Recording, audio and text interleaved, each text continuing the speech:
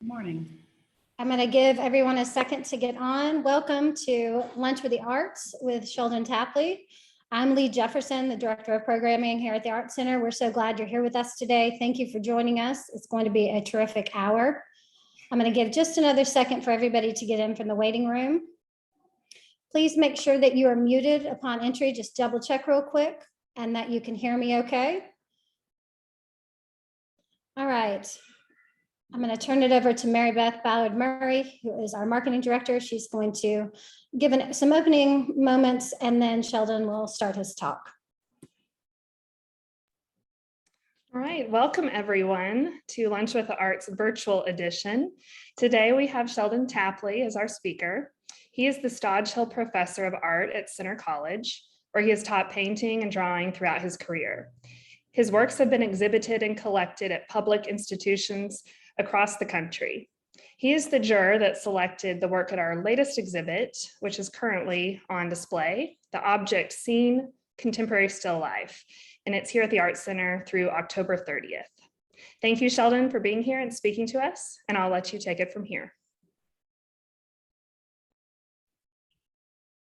Thank you, Mary Beth and Lee, for setting all this up and for that lovely introduction. And welcome, everyone. I say we have a number of the artists who have worked in the show. That's really great. It's a very exciting show. It's really fun to do this. And also, I see a number of others that I know, friends. So welcome to everyone. And I'm going to talk a little bit generally at the beginning just about still life as an art form. And something that the artists in this show are, quite deeply invested in, and many of them, I can tell just from looking at the work, have extensive knowledge. So I hope I'm not going over old ground, but I think it's always useful to talk about an art form like this and explore it and compare our own views of how we go about it. So I'm going to switch to screen sharing and pull up a slideshow.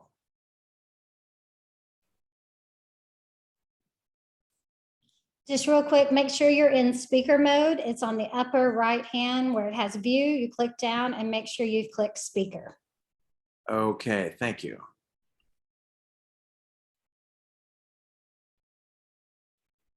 I'm having a little practice this in my menu. Practicing, but I'm there we go. Okay. Learning about Zoom. All right, I hope that now it's shared and you can see in front of you just one image. It's an Egyptian wall fresco. And I'll leave it there while I reminisce a little bit. I often help students, like high school students, as they're preparing portfolios to apply to art school or university. I remember one time I was advising a friend's son who was doing just this, and he had in the application requirements to do several prescribed works. He had to do a portrait, a landscape, and a still life. And as we looked at his work, his mother suddenly asked, "Why do people make still life pictures anyway?" And I was quite taken aback, but it's a very good question, really. It's actually, I think, so important when people ask the most fundamental questions. And that's a truly fundamental one. Of course, as part of my own practice of an artist, I had been doing still lives for years and years and exhibiting them. And there we were suddenly talking about, well, why bother? It took me a moment, reflecting on it to see it from her perspective. She wasn't an artist, although a very cultured person interested in all kinds of issues in the arts. But looking at paintings, she probably looked mostly at subject matter rather than aesthetic issues. Whereas artists tend to get deep into the weeds, talking about formal issues, design, concept, medium, shop talk, really. So this she was asking me this question from the point of view of being a really people-oriented, gregarious person. So she was probably mostly attracted to portraiture since it's about people. But still life paintings left her cold. Just some objects on a table. What's so special about that? And so, addressing that question, why make still life pictures? Reflecting on it, come up with some basic responses. The first is, it is an art form, which is, seems perhaps kind of evident, but when you think about what an art form is, it's a human invention. And we've invented all kinds of art forms, epic poetry, like the Iliad, the Odyssey, the novel, opera, a whole fantastically complex art form, hip hop, manga, landscape painting, garden design. I think it wouldn't be hard to elaborate this list much farther. Each one of these artistic practices has its own history, its own set of conventions, what people might refer to as rules, although I don't always think that's the most useful word to use. And of course, they have a whole history of being invented, developed, perfected, forgotten, perhaps, or discontinued, rediscovered, reinvented, and continuing on through the ages, sometimes falling into disuse, sometimes being really one of the most popular art forms.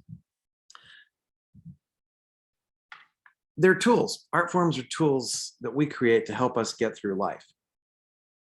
Some people seem to need the tool of art more than others. Each civilization develops its own toolbox of art forms, and still life has adopted several times in a long passage of human history. Guy Davenport, an artist and writer, an essayist who taught at the University of Kentucky, wrote a wonderful book titled Objects on a Table, some essays on still life.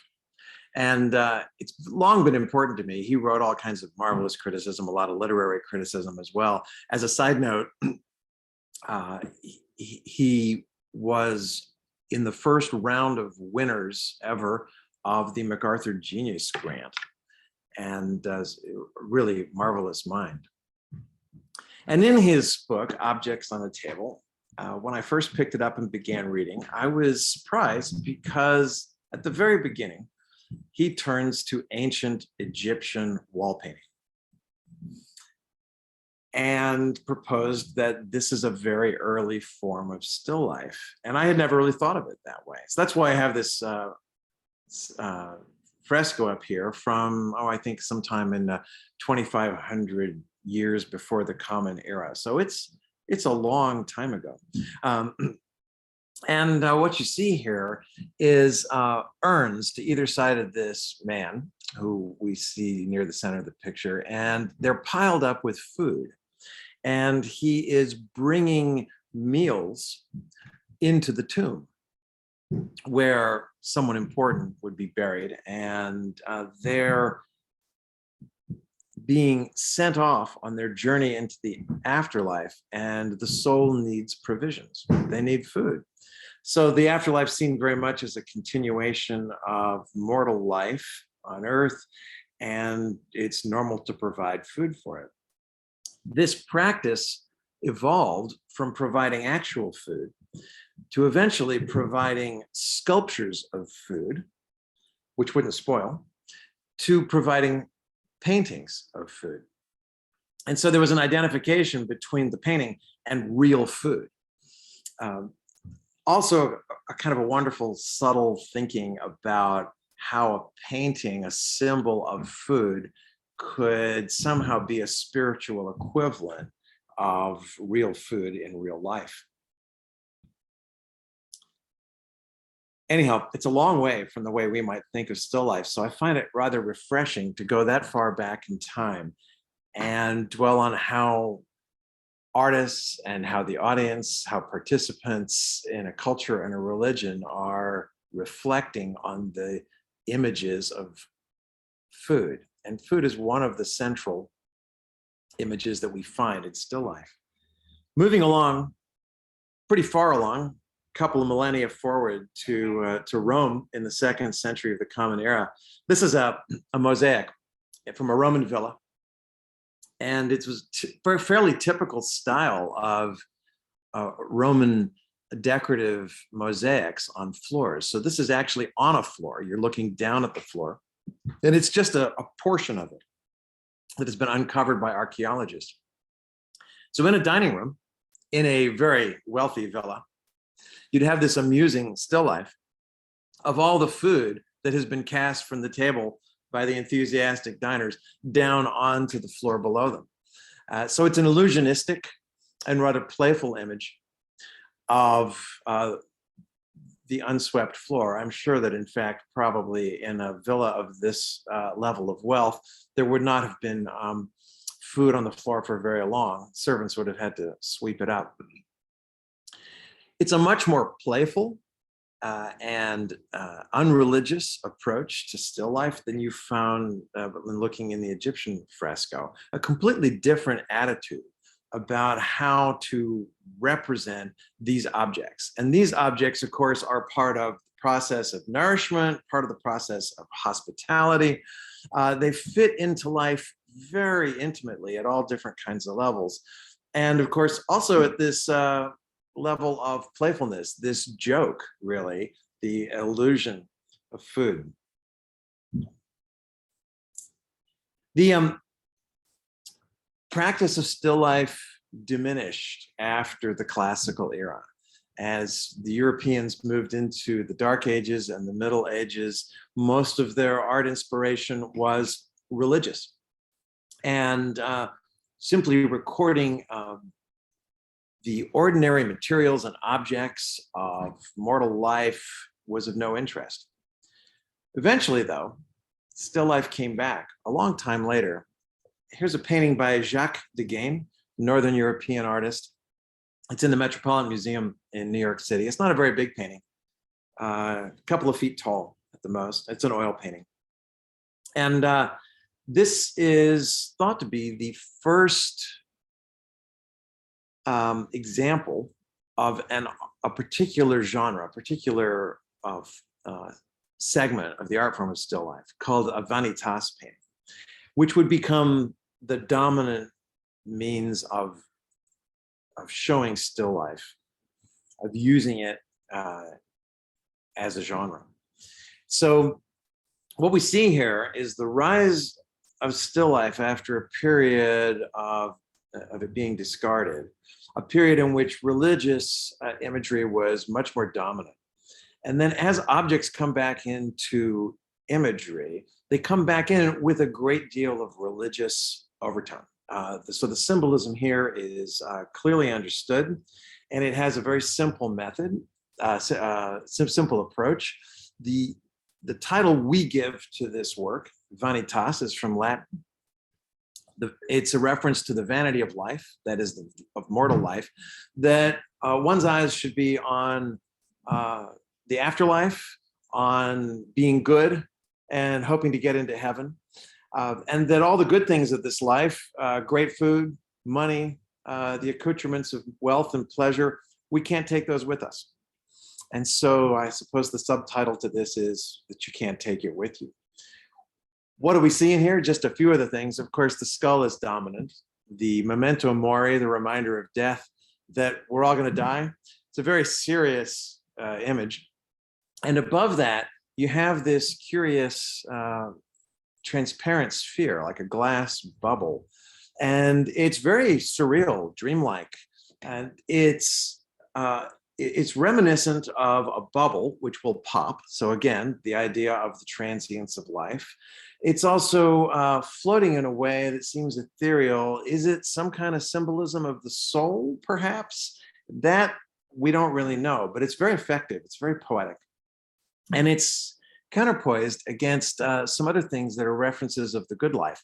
The flower, a beautiful but short-lived emblem of pleasure. It's in a a very nice vase, work of craft, of art that's made with valuable metals. You can see on the right a little smoke rising from a little lamp there. That flame has been extinguished. I don't think we have to elaborate too much on what that means. And then down below, you see a couple of other works of arts. These are medallions, the medallions that would commemorate fame, so that just as we put famous people on coins in the medieval and Renaissance period, medallions were often struck in order to commemorate people of high rank or people who had done things that were very meritorious.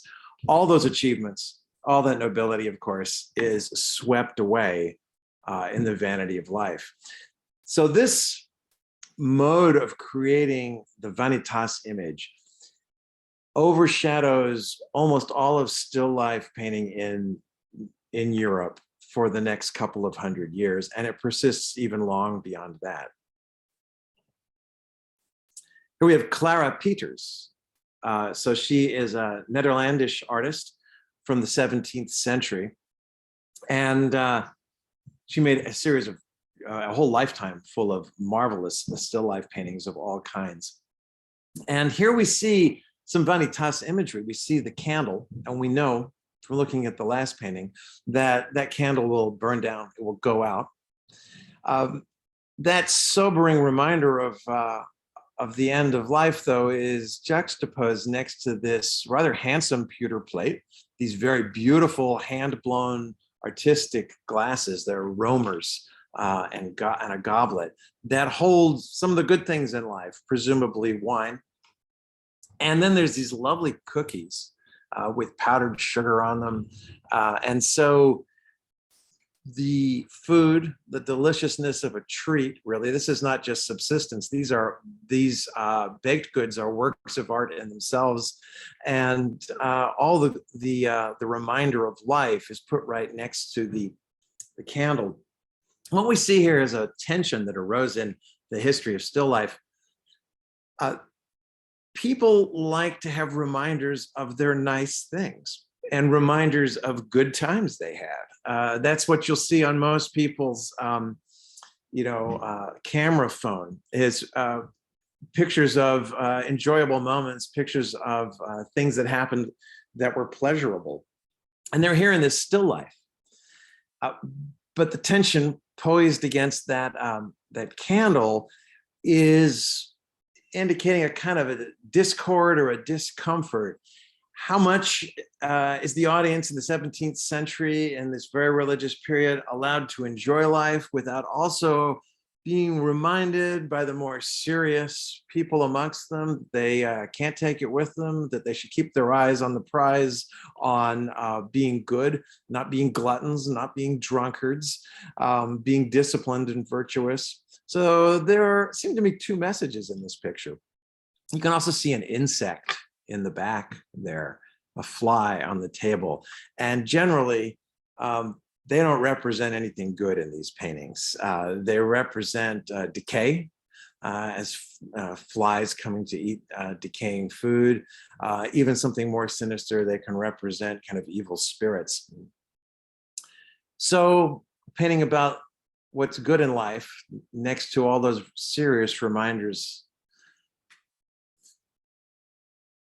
We see still life not just as objects on a table, but there's a whole genre of still life paintings that grew up that are market pieces. And quite often they're rather large too. They can be in a variety of sizes. Here's just one of many. So we see two women at a market stall, and boy, do they have a lot of produce to sell, right? So there's this wonderful exuberance of all the bounty of the earth. And it's been brought to a place in town where people can buy it. And seems like life is good. There's some people in the background there. And in fact, there's something else going on in here. Now, we don't see any skulls. We don't see any smoking candles that have just gone out. I can't really see at this scale if there's any insects in it, but there's this other story in the background. And you'll notice in the caption, it tells you that the flight into Egypt is in the background. So we see Mary and Joseph, refugees, So here we have a family tragedy as they move to a foreign place in great crisis. And of course, since it's a story in the New Testament, it's not just a personal or domestic tragedy, it's an epic story of the foundation of something new and momentous for humanity. And so a story that's both personal and scale and epic and universal in scale at the same time, and they're shown in the background. It's a reminder of the much more serious side of life. Maybe the bounty of the market is partly the blessing of this new age of Christian religion, or maybe the bounty of the market is being compared against the tragedy of the flight of the refugees and the suffering of Christ, their son, who will come. In any case, a knowledgeable viewer of the time would have looked at all this layering put together and really understood the richness. And again, you have an uneasy discord between what is good in life and yet what is demanded of us as virtuous people.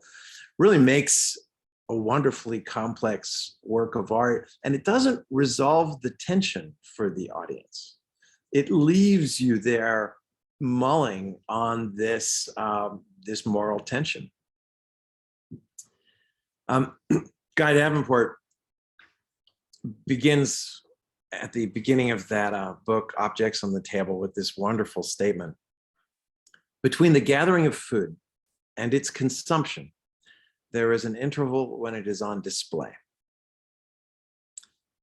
So these women have gathered together the food from the fields and brought it to display at the market booth.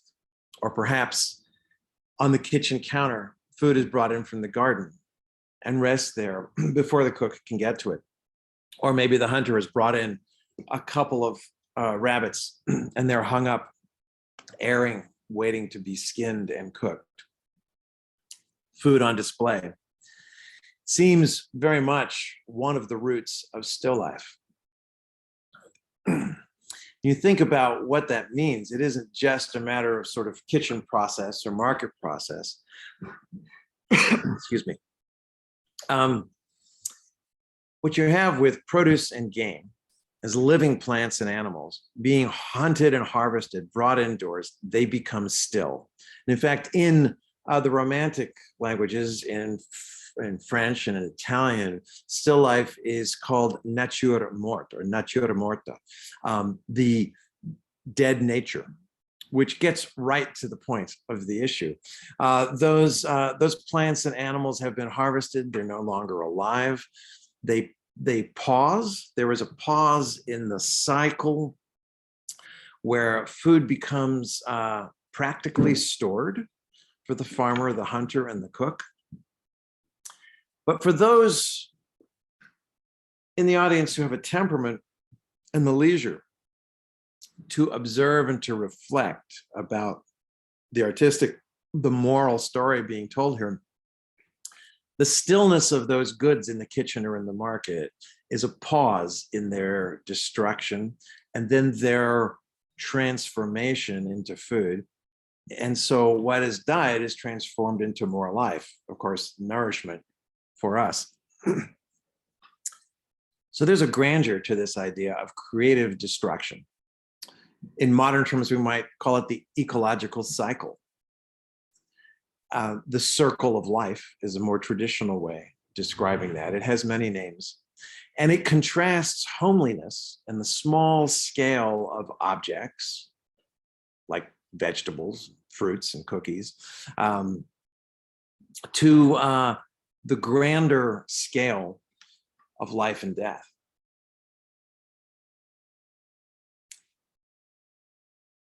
Here we have another Netherlandish painter, Rachel Ruysch.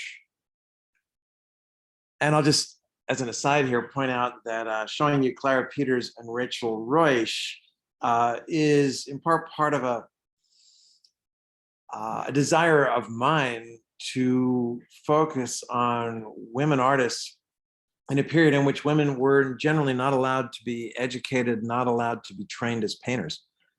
And so it's exceptional that they were both able to have long, successful careers. and gain a great deal of fame. And in many cases, as in Rachel Roche's, to be the only female member of her guild of painters in her town who was allowed to practice. How did these women get training?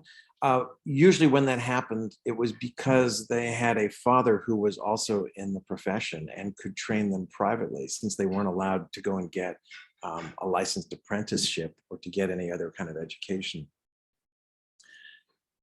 So Ruysch is a great master of painting in the 1700s. And here we see a painting that's in Florence in the Uffizi Museum, Fruit and Insects. And so we have also a salamander in there, I believe, and it seems to be facing off against a butterfly. We've got some other things in here, some bird's eggs in a nest, and there are all kinds of little bugs in there. You can see a fly on the peach. So here, the Vanitas image is simple. It's subtler, right? It's the insects that flock to the sweet fruit harvested, and reminding us of the inevitable decay or consumption of this fruit and that cycle of life. And of course, the eggs in the nest show us an image of the beginning of that cycle. You'll notice, though, how everything seems a little precarious. Down in the bottom left, there's an edge to this surface, a rather dramatic lighting with these rich shadows. And there's a feeling of instability there, almost like the nest is about to tip off that edge. That instability is a subtle way of referring to what I referenced earlier, that tension that's always present in the still life. Still lives, being still, present the challenge to the artist of enlivening them somehow. You can enliven them with the butterfly, with that serpentine lizard. You can enliven them with dramatic lighting and with the possibility of something falling off an edge.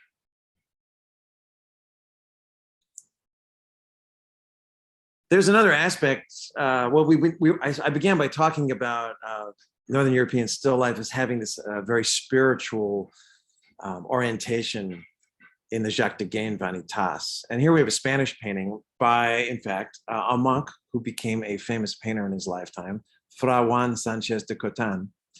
Fra meaning father.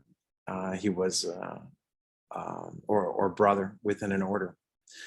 This painting actually now is in a museum in San Diego, and it was once called the greatest still life ever painted by some very enthusiastic critic.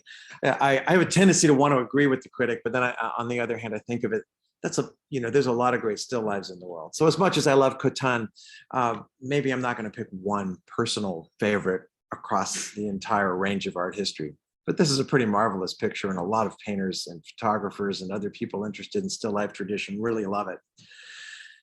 Still life with quince, cabbage, melon, and cucumber, listing them in order.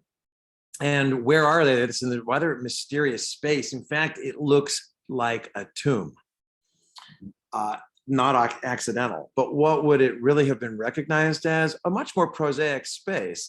In a kitchen, there would be a root cellar. You would have an opening in the wall so that you could reach into, or even go into with a large enough opening, an area where vegetables could be stored over winter in a cool earthen floored room. So to bring them out of the root cellar and put them, as Davenport reminds us, kind of on display, just on the edge of the wall here where they're ready for the cook to use. They might be hung. Why? Well, it keeps the air, the cool air from the root cellar moving around them, and they're not going to get dirty or moldy underneath, sitting on the shelf. And it seems like someone's already begun working in the kitchen. They've cut open the melon, and they've got that cucumber ready for the same procedure. All of this is organized by Cotan in a way that pleases anyone who loves geometry, so that the curve from the upper left at the quince down to the cucumber at the bottom right, it looks like it was drawn by someone with a compass. It's a section of a circle. It's a very harmonious arc. And we draw that imaginary line right through the middle of those forms. And it contrasts with the severe rectangular geometry of that opening and the ledge on which they sit. Cotin's also used the strong side lighting. You can see the shadow cast by the edge of the wall coming across, leading our eye there. And we see the shadow cast by the cut melon onto the slice of melon, which you'll notice perfectly sections it, almost as if Cotin really just had this secret love of math and geometry, so that as he cuts apart the melon, he's thinking about all the subsequent cuts and smaller subforms he can pull out of the sphere or the ovoid of the melon. And that little bit of extra connection to the space is there as the slice of melon and the cucumber reach over the ledge and come towards us, making it feel like we could pick them up, giving us a connection to this space so that we break through the picture plane imaginatively, as if the space of the picture and our own real space are connected. And it adds that little bit of drama also, like Rachel Reusch's bird nest right close to the edge of the table. In the 18th century, still life changes a little, and there is a central figure in European painting who became so celebrated a figure that I couldn't resist showing you more than one of his works, and that is Chardin, Jean-Baptiste Simeon Chardin. You know, hyphenated triple first name there. It's easier to think of him as John, or just call him Chardin. And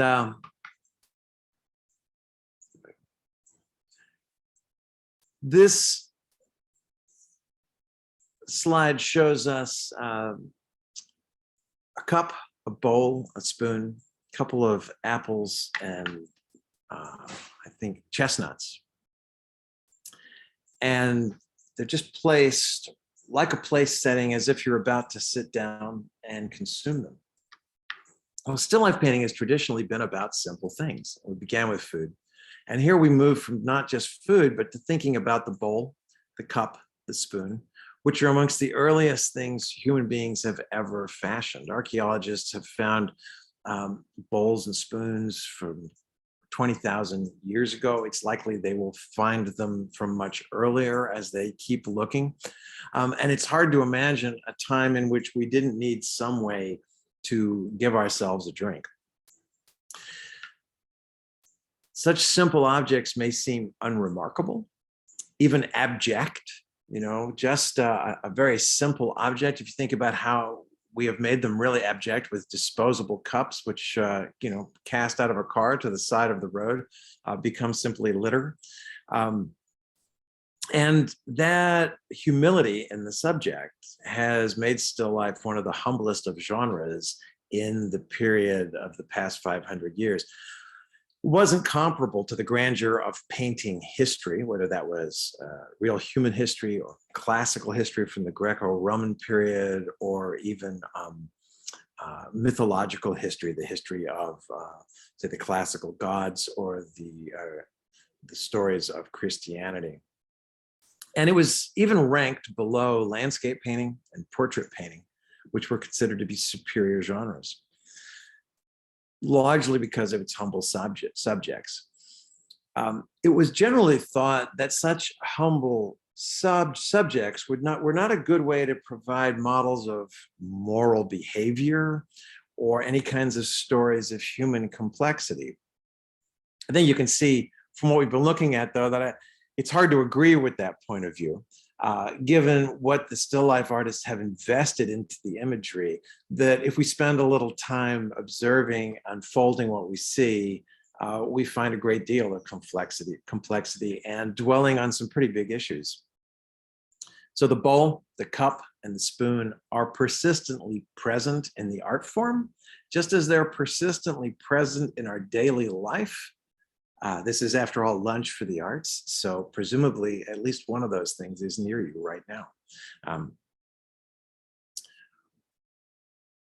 We can kind of imagine maybe getting by without them. You know, you could be driving along with your Big Mac wrapped in paper, trying to eat it at the steering wheel. You don't need any utensils at all. But on the whole, the presence of these objects is persistent in human life.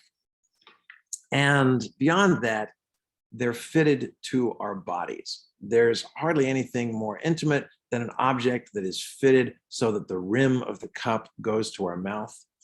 Likewise, the bowl of the spoon. They're an essential bridge between the nourishment we saw in the ancient Egyptian fresco and our own bodies. So objects on a table connect to our real existence. Here's another painting by Sheldon, a young boy playing with cards. He's building a house of cards. And so what Sheldon does to still life is he transforms it into something much less dark, much less threatening than that vanitas image we saw in the beginning. And we see something that looks like a moment in ordinary life. A boy who seems to be wearing some very nice clothes. He's at a nice piece of furniture. He's in a comfortable home. He has the leisure to play with these cards, which, by the way, would have been a work of craft. They would have been hand painted in the 18th century. And it seems light and charming, but we know, of course, to look a little deeper. The house of cards is proverbial now for an impending disaster, for collapse. And thus we reintroduce the idea of the temporality, the transience of life. But what we're seeing is Sheldon elaborate the idea of still life so that he's bringing in the figure. He's also creating more of an interior space. It's the still life plus, expanded into a story. We're also seeing that still life has become ever more inclusive. It's not just about food or the ways that we consume food, but we have games, money, objects of art, flowers, bones, plants, insects, animals, all of these things we are collecting and we're transforming them through the art form. So human beings are collectors, they're object makers, and the artists investigating it are developing an encyclopedic eye in approaching the subject. So you might be thinking, well, as the modern world comes along, how does still life maintain its relevance for the audience? It would be almost impossible to look at one French painter, Sheldon, without looking at another one, Cézanne, who we think of as really the father of modern art. And modernism as a movement is really born in the 19th century out of this momentous awareness of history, suddenly looking back over all that had led up to modern life. Philosophers, writers, artists were keenly aware of a sudden accelerated pace of change in life. Artists look back at this history of still life images and reflected on how the tradition might be able to continue. Might it be over? Was it no longer relevant? Was the vanitas image no longer relevant in an age in which our religion was no longer as dominant a power in life? Something that would continue. So we have what we often think of as the modernist rebellion against traditional art forms and ways of making art. But it wasn't really just an all-out rebellion. It was more of a reevaluation, a careful selection, a strengthening of some things and a sublimating of others. And so what we have is a thoughtful reinterpretation of these old forms. Cézanne used still life as a kind of laboratory of painting. Why a laboratory? Because there in the privacy of the artist's studio, he could control all the elements, which he couldn't do out in landscape. He couldn't go out and move a tree or move a mountain. He couldn't as easily do it either with portraiture or scenes of many figures because of the complexity, because of the perhaps the need of representing an individual in a portrait. But the very simplicity, kind of anonymity of objects and the complete freedom of manipulation allowed to an artist in the studio, moving things around, changing the table surface, changing the lighting, changing the space, the viewpoint, all of that is absolutely available to the artist. So that's why I refer to it as a laboratory of painting. And it really brought new importance to still life, so that strangely enough, at the beginning of this rebellious period, this transformation of art, we see still life become one of the most important art forms in modern art. And he was a model for a line of artists that were to follow in the next generations, famously Matisse, Picasso, Braque, and Gris, so that in their various styles, which included analytical cubism and synthetic cubism, they used still life painting to take apart the old tropes and they put them back together playfully. It's an aesthetic game, and it uses all these visual devices, but it's more than just a game. If you recall Chardin's game with the House of Cards, the idea of mortality, these artists knew, was always underlying these rather simple, humble images. Games are the lighter side of this. They're a celebration of life, of luck, of skill. We practice at games to improve. So they're a big part of human life and human culture. Here I've got a painting by an Italian modern artist in the 20th century, Giorgio Morandi. It's just called Still Life. Almost all of his paintings are just called Still Life. So they're rather hard to tell apart. It's an oil painting. It's not very big. It might be 1.5 feet across, done in the mid-50s. And there's this wonderful quotation from a current art critic, Peter Sheldon, who writes for The New Yorker. He's written for them for many years.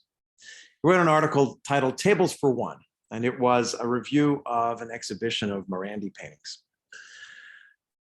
This was in the September issue, 2008 of The New Yorker. And he began it with this wonderful statement. In my ideal world, the home of everyone who loves art would come equipped with a painting by Giorgio Morandi as a gymnasium for daily exercise of the eye, mind, and soul. I want the ad account, stay fit the Morandi way. Well, Sheldon's a marvelous writer. I always enjoy reading his essays, and I like the playful approach he takes, and it mirrors Morandi's own. Morandi's a really interesting figure. You know, he stayed in Bologna in Italy.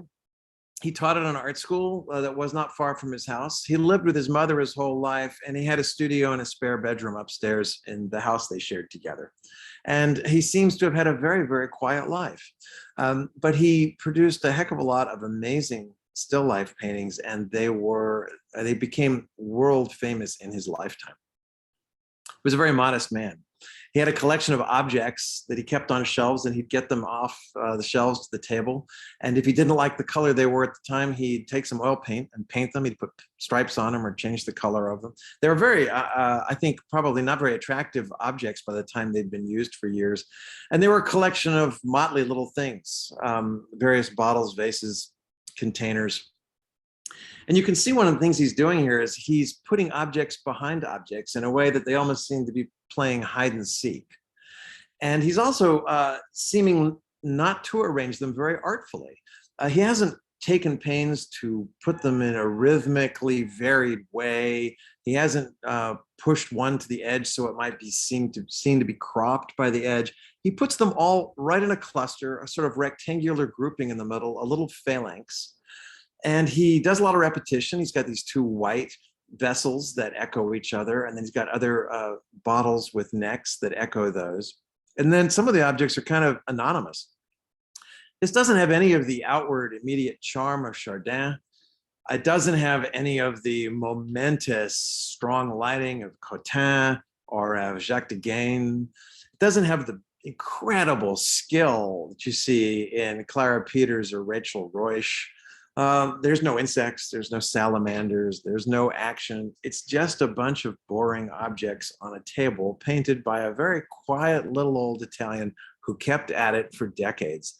And a lot of times people look at these paintings and just don't get them. Other people who love Morandi are fierce defenders of him. So it'd always be interesting to get those people in a room together and have them kind of argue, debate over Morandi. But Morandi is following what Cézanne started, the idea that still life is a laboratory for seeing. And Sheldon picks up on that and says, you should stay fit the Morandi way. You know, looking back at what he said, it's a gymnasium for daily exercise of the eye, the mind, and the soul. So even Sheldon, a modern critic, is attributing some kind of spiritual and intellectual growth to just the act of looking at this picture. Another thing that happened in the 20th century was advertising, happened in the 19th too. And in the 20th century, it became ubiquitous. It's everywhere. And here you have Stuart Davis, an American, who liked to smoke Lucky Strike cigarettes. And here you have a painting which reads almost like a collage, and it seems to be the package of Lucky Strike, so that when you look at it, it's a little bit hard to figure out, is it a painting of a package of cigarettes, or is it more like a graphic design for the cover of the cigarettes, or is it just a complete abstraction from all of the elements that go into a Lucky Strike package?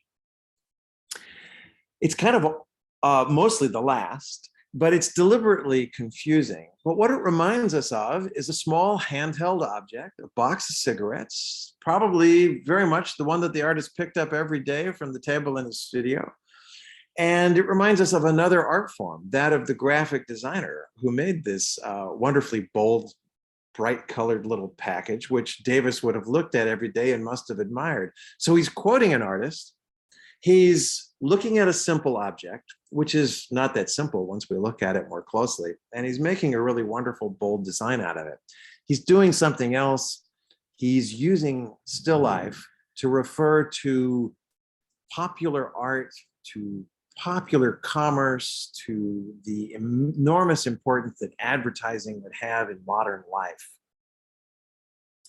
So the modern popular experience of food, for instance, is completely transformed. If we think of Guy Davenport telling us that there was a brief moment of display between when food is collected and when it is consumed. Here we have Janet Fish, a contemporary artist. She's still exhibiting in New York. She's had a very, very long career. At the beginning of her career in the 60s and 70s, she was doing a kind of which we might think of as a pop approach to still life, going to the grocery store, buying the wrapped packages, and not even always opening, leaving the price stickers on them. And here we have this lovely pastel drawing, grocery wrapped pears, showing us the modern experience of now the distance we have from the production of our food to the consumption of our food. We don't know the gardener who grew these. We don't know the farmer who provided them. We haven't seen them come from the field directly into the kitchen and go directly onto the cutting board and then the dining table. Instead, there is this interval of display which is now somewhat interrupted or extended and much less personal. Gerhard Richter, another living artist, he's in his 90s. Candle. This is a large painting, actually. It's about 3 feet square, not giant, but it's big enough that it's a lot bigger than the subject, than the candle. And so Fish's playful, colorful handling of the grocery store still life is here contrasted against Richter, who seems to be going back to the Vanitas image, Jacques Degaine. This dark, atmospheric environment with the classic image of mortality. The difference, of course, is that it also looks a lot like a modern abstraction. If you look at that dark stripe on the right, and then on the left, his handling of the column of the candle so that it echoes those vertical shapes. This is very modern in its design, and yet looks backwards across really 600 years still life painting. And the last slide I'll show you is another artist in her 90s, Audrey Flack, who's recently had some major retrospectives and a lot of attention she should have received much earlier in her career. So I'm glad she's getting it now. This is a very large painting. It's in the Museum of Modern Art, Maryland, referring to the subject here, Marilyn Monroe, Vanitas in parentheses. And this is a photorealist work. It's about 7.5 feet square. It is painted with airbrush and some traditional oil and acrylic application.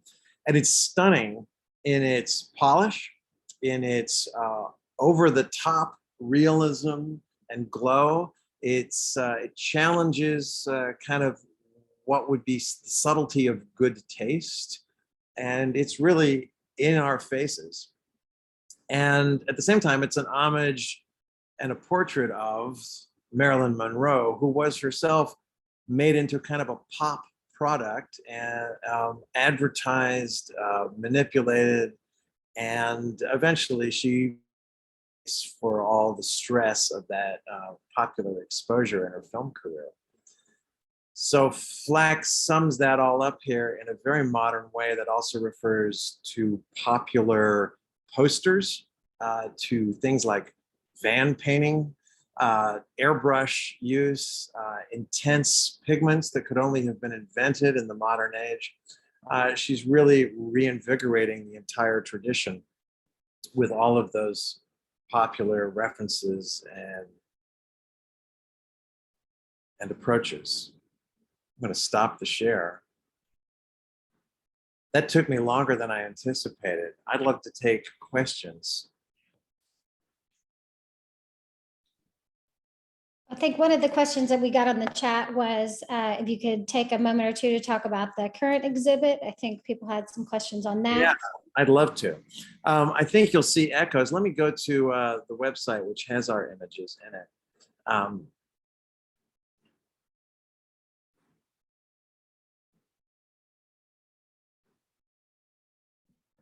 If anyone else has questions while Sheldon's pulling that up, just send them through the chat. That'd be great.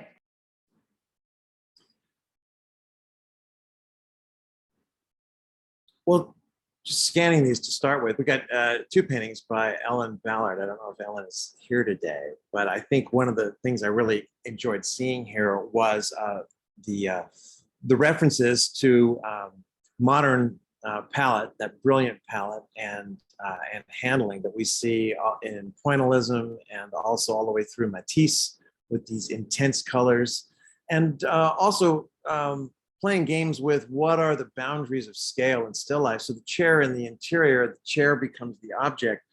This is an image that's really kind of on the boundary between still life and interior, and bringing both together. Connie Beale's wonderful collage here, which brings in I think the playful spirit. We've seen a number of these still lives, the reference to the Chicken Little. And I like this. There's a kind of a light touch with the Vanitas idea here, that Chicken Little was the one who ran around telling us the sky was falling. It's a lighter take on the idea of the mortality that's often referenced in still life.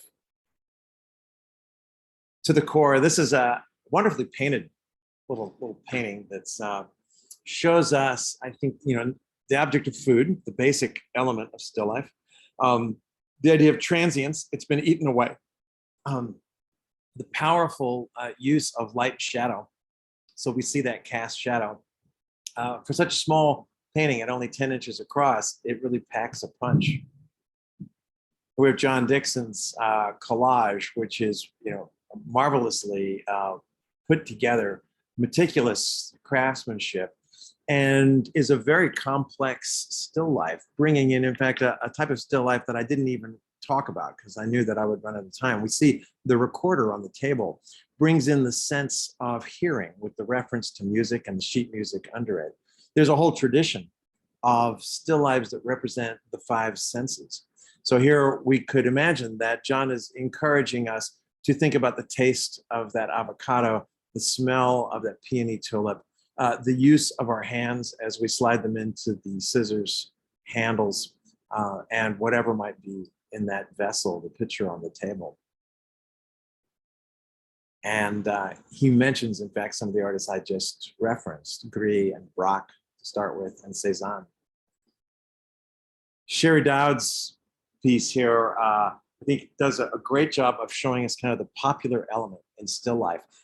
Nothing more prosaic than the mass-produced cardboard box. Those things are throughout our life. Every day now, it seems, I get something in a cardboard box at home and have to recycle the box. So the humility of the subject matter fits perfectly with the idea of still life as a humble subject. And yet this is a big painting. And we are encouraged to kind of lean over and look into these boxes. And then they're put against this bold black and white stripe. This really packs a punch. It's a lot of fun to have on the wall. I think it grabs everyone's eyes as they come into the gallery. Mitch Eckert's photograph, Still Life with Inedibles, really gets directly to the idea of the decay part of the circle of life. The thing that was once inedible that is now inedible.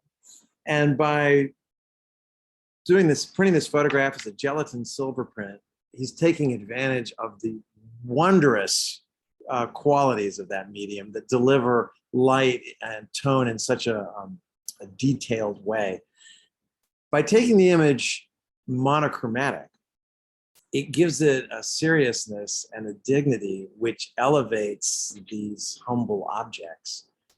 And it seems to me that this setting in which we find them references something that reminded me right away of kind of the masonry of a grand architectural place, a dark place, strangely tomb-like, given all that we've talked about in the past hour with the presence of tombs and root cellars.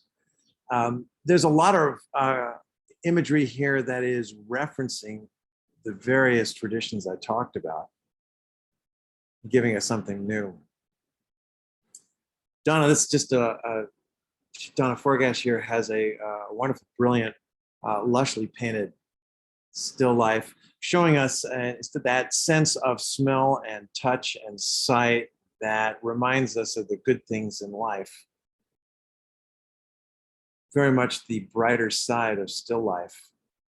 And I am just about to run out of time, so I want to check in. Are there any in particular or other questions?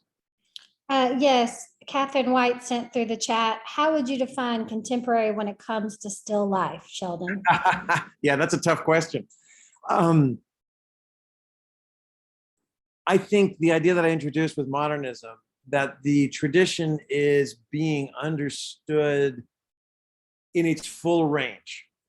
People who are becoming educated about it as they get into an art form end up looking around at lots of examples, both contemporary and in the past. And then they wonder how they might make something that in some way contributes or extends that tradition, perhaps challenges it, finds something new within it.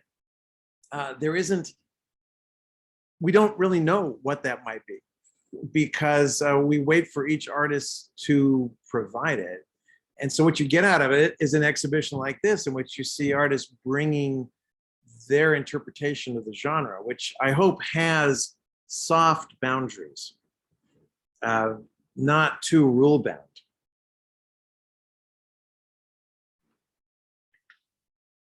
Any other questions?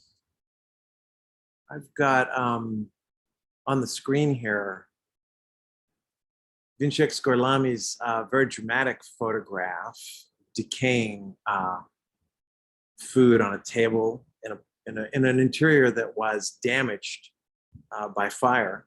And then just below it, George Gao's work that combines both flat, patternistic abstraction by means of collage with more naturalistic images of the flower and the fruit and the trees behind them. So referencing both abstractly and realistically a kind of layered experience of this. The outdoors, the fruit and flower indoors, the large scale, the small scale. I think it's a great example of bringing modern methods to an old still life. A raised hand. Is that Edward? Let's see. You might be muted. Unmute. Okay. When you first started off, you were showing things from the Egyptian tomb and the Roman villa. I noticed in the exhibit that we have currently, it seems to be mostly rectangular canvases that have been rendered, something on it. I think possibly, I've not seen the exhibit live, so I can't say definitively, but I think probably John's collage might be the main different one. Do we have anyone that's working in media that is not on canvas these days? Do we have exhibits of this, or do we have artists in the area that are doing things with not just collage, but with I don't know what to say exactly here. I found this fascinating. Yeah, it's a great point. Yeah, we do have a lot of works of that are easel art, right? Easel painting, easel drawing, or we have a couple of collages that I can think of right off the top. Everyone is working in a rectangular format. That's become a fairly dominant way of creating the frame of the image. I don't think we have any round or oval works in the show. And we don't have anything really wall-sized. I mean, and I guess that's impractical. We couldn't really have a muralist come in and decorate the side of the gallery. But that would be a great idea, but we'd probably need to change things logistically a little bit. So yes, because it's a juried exhibition and artists are sending us photographs and then shipping their works, there's a few limitations there. But there's no reason that any of these issues can't be taken into different formats, even into three-dimensional media, into very large, like mural-sized imagery, even into full room scale installations. So hope that. Well, would you consider the Egyptian and the Roman examples room scale? Sure. The mosaic would be the entire floor of a dining room, and the tomb would have been completely decorated. But I have a friend, Jonathan Queen in Cincinnati, a really marvelous painter, and he's worked as a muralist. And for Kroger in Cincinnati, he did a gigantic mural of fruit and veg that overlooks their parking lot. So the apples are 10 feet high, and of course, he's doing something there that also functions not just as art, but as advertising. So it's that fusing of a traditional art form with modern popular imagery and commerce. It's been done. Yeah, my oldest daughter, who's an artist, lives 3 blocks away from the Kroger building in over the Rhine. And so when we go to visit, we see all of these, and there's plenty of art on the buildings outside. Yeah. And the one you're mentioning is quite visible from her apartment. Yeah, that's Jonathan. Well, thank you. You bet. And I'm willing to stay on, but if anyone needs to go, I understand. So we have the Zoom just a few more minutes. Thank you everybody for being here. Does anybody else have a question for Sheldon? This has been an amazing presentation.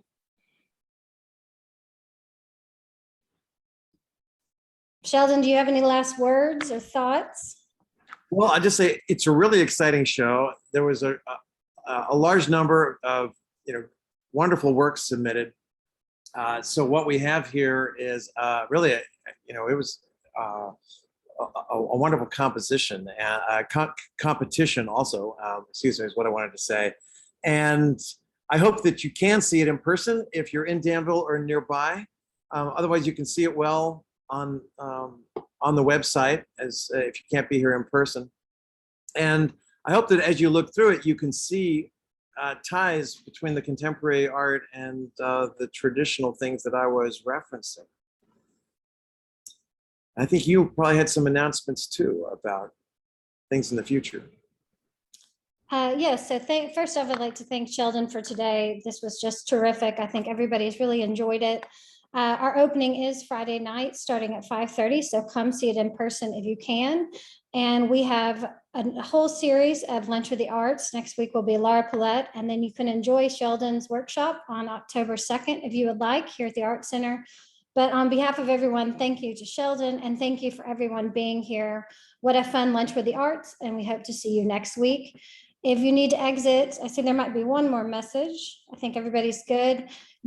There's a red button on the bottom right where you can leave the meeting.